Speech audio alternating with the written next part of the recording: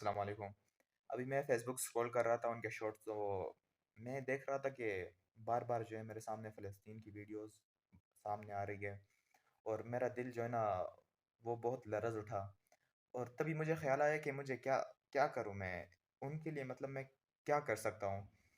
तो मैं बैठा, सोचा मैंने और चंद एक पॉइंट्स मेरे ज़हन में आए, फिर मैंने सोचा कि मे बी इन पॉइंट्स से उनका फ़ायदा हो जाए एटलीस्ट। तो वो सारे पॉइंट्स मैं आपके साथ शेयर करूँगा, 7 पॉइंट्स हैं।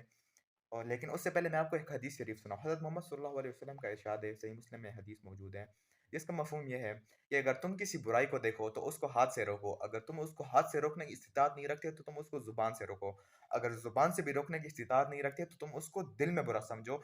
और दिल में बुरा समझना ये एक ईमान की सबसे कमज़ोर अलामत है, कम दर्जे अलामत है। और इसके बाद ईमान का कोई दर्जा नहीं रहता। अगर कोई बंदा जो है ना, वो किसी बुराई को दिल में भी बुरा नहीं समझता तो उसके दिल में बिल्कुल ईमान है ही नहीं।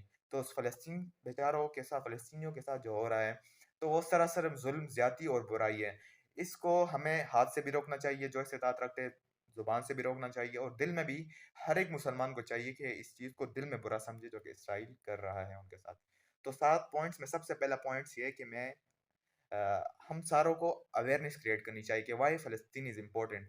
सारों को ये क्वेश्चन अपने आप से पूछना चाहिए कि हम फ़लस्तीन के लिए इतनी तगोदो क्यों कर रहे हैं?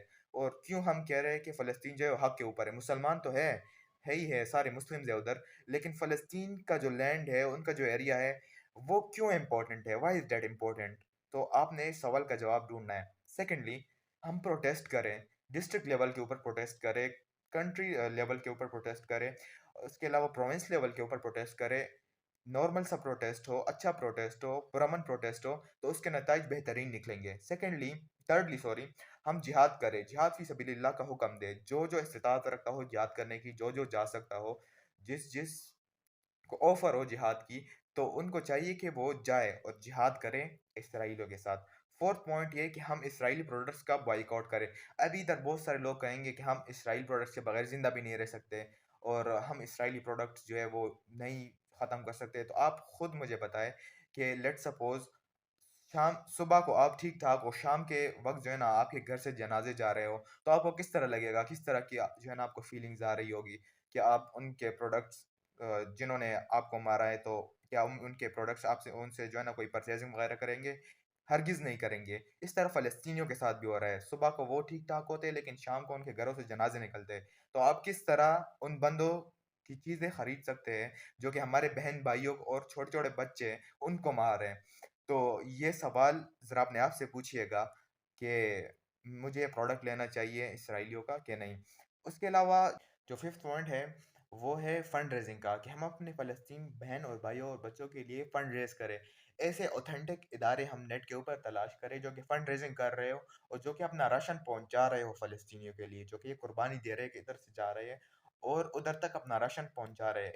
अगर हम 100 रुपीज़ भी इकट्ठा करें तो ये हमारे लिए बहुत है। अल्लाह ताला जो है वो आपकी नीयत को देखता है। अगर आपके पास ज़्यादा पैसे नहीं है तो आप एटलीस्ट 100 या 200 या मे बी 500 तो दे सकते हैं ना। 500 तक तो बंदा हर कोई डोनेट कर सकता है आजकल के इस दौर में। उसके अलावा जो सिक्स्थ पॉइंट है वो ये है कि हम और कुछ नहीं कर सकते तो एटलीस्ट हम उनको अपनी दुआओं में तो याद कर सकते हैं ना। गिड़गिड़ा कर अल्लाह से माँग तो सकते हैं ना। अपने दिल के आंसू रो तो सकते हैं ना अल्लाह के सामने। अल्लाह के सामने सजदा रेज़ होकर दुआ तो माँग सकते हैं कि अल्लाह उनको सब्र दे, अल्लाह ताला उनको जन्नतुल फिरदौस दे, जो शहीद हो रहे हैं और अल्लाह ताला उनको इस मौके पर सब्र और तहम्मुल अता करने की तौफ़ीक दें। लास्ट पॉइंट जो है वो भी सबसे इम्पोर्टेंट है। वो इम्पोर्टेंट इस लिहाज़ से है ना कि वो एक लॉन्ग टर्म पॉइंट है। Long term in a sense कि हम अपने आप को ट्रू मुस्लिम बनाएँ, सही मुस्लिम, सही मुसलमान, सिर्फ़ नाम का मुसलमान नहीं।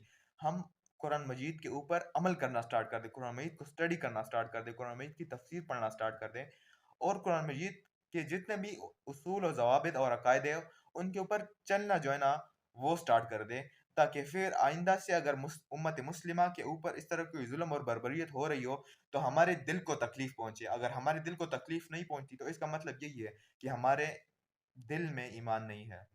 जज़ाकुमुल्लाह खैर। अस्सलाम वालेकुम।